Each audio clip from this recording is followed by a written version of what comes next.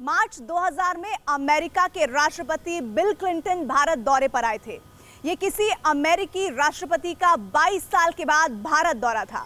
आखिर 22 साल क्यों लगे, इसके अतीत में झांकना जरूरी है। अमेरिका ने कभी नहीं चाहा कि भारत एक एटमी ताकत बने। 1974 और 98 में भारत ने परमाणु परीक्षण किए।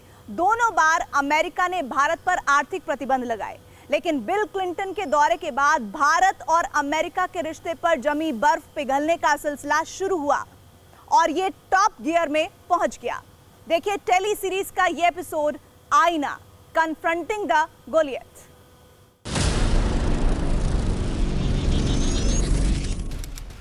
अठारह मई 1974, पोखरन, राजस्थान। रेगिस्तान के धोरों के बीच जोरदार धमाका होता है। 12-13 किलोटन टीएनटी की क्षमता वाले न्यूक्लियर डिवाइस में विस्फोट किया जाता है और इसी के साथ भारत परमाणु शक्ति संपन्न देशों की सूची में शुमार हो जाता है। बाकी दुनिया को हिंद के ऑपरेशन स्माइलिंग बुद्धा की भनक तक नहीं लगती। तत्कालीन भारतीय प्रधानमंत्री इंदिरा गांधी इसे शांतिपूर्ण परमाणु विस्फोट करार देती हैं, ताकि संयुक्त राष्ट्र सुरक्षा परिषद के स्थायी देशों P5 मेंबर्स जैसे अमेरिका, यूके, फ्रांस, चीन और रूस को शांत रखा जा सके।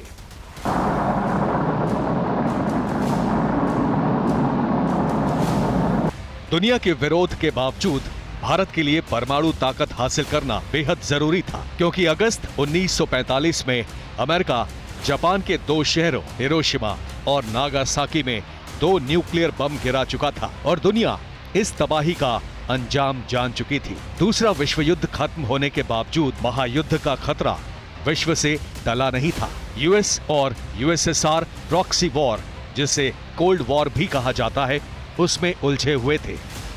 शीत युद्ध के साए में विश्व के बाकी देशों को लगने लगा था कि परमाणु हमले की ज्वाला से बचना तभी मुमकिन होगा जब खुद अपने पास परमाणु हथियारों का जखीरा होगा। इसी को देखते हुए साल 1949 में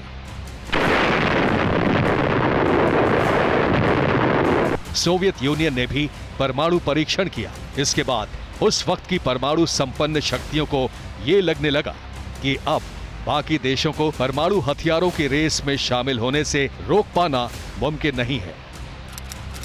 साल 1968 न्यूक्लियर वेपन स्टेट्स के बीच एक संधि पर हस्ताक्षर हुए, जिसे दुनिया परमाणु अप्रसार संधि यानी न्यूक्लियर नॉन प्रोलिफरेशन ट्रीटी के नाम से जानती है। इस संधि में यूएन सिक्योरिटी काउंसिल के स्थायी सदस्य P5 देश शामिल थे। भारत ने इस संधि को भेदभावपूर्ण करार दिया और इस तरह पहले परमाणु परीक्षण का रास्ता साफ हुआ।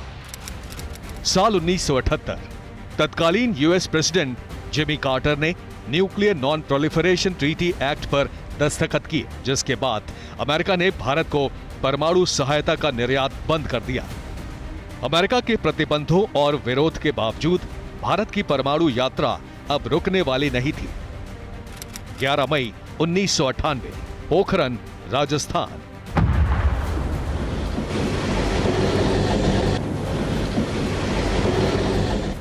तत्कालीन प्रधानमंत्री अटल बिहारी वाजपेयी के नेतृत्व में भारत ने अपना दूसरा परमाणु परीक्षण किया। परमाणु परीक्षण की घोषणा करते हुए अटल बिहारी वाजपेयी ने कहा, At 15:45 hours, India conducted 3 underground nuclear tests in the Pokhran range. दूसरे परमाणु परीक्षण के बाद एक बार फिर तत्कालीन यूएस प्रेसिडेंट बिल क्लिंटन ने भारत के खिलाफ कई आर्थिक प्रतिबंधों का ऐलान किया। Just last week, India conducted a series of nuclear explosive tests, reminding us that technology is not always a force for good. India's action threatens the stability of Asia and challenges the firm international consensus to stop all nuclear testing. लेकिन जब यही bill Clinton मार्च 2000 में भारत दौरे पर आए, तो Bharat America के रिश्तों पर पड़ी बर्फ पिघलने लगी।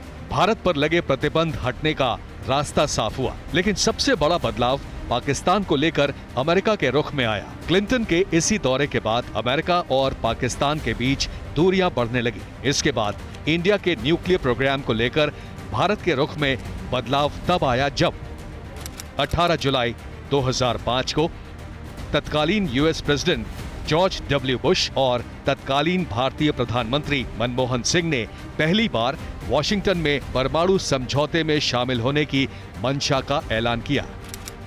जून 2023। अमेरिका को इतिहास के आईने में झांकने की जरूरत है, क्योंकि आज वही अमेरिका भारत को अपना अहम रक्षा साझीदार बना चुका है और भारत के साथ रक्षा से जुड़ी तमाम तकनीक साझा करने को बेताब बैठा है। कैसे भारत अमेरिका के बीच रिश्तों में गर्मजोशी का एक नया दौर तब शुरू हुआ जब 2014 में प्रधानमंत्री का चुनाव जीतने के बाद पीएम मोदी अमेरिका दौरे पर गए और तत्कालीन यूएस प्रेसिडेंट बराक ओबामा ने उनका जोरदार स्वागत किया।